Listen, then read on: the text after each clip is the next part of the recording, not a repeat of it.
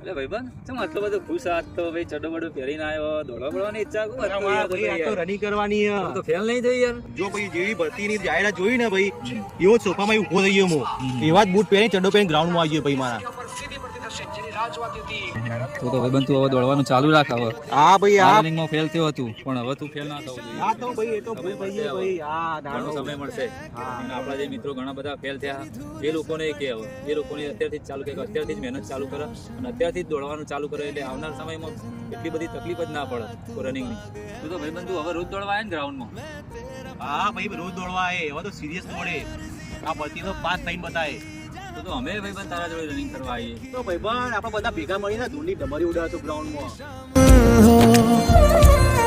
कभी याद करे जो जमाना माटी पे मर मिट जाना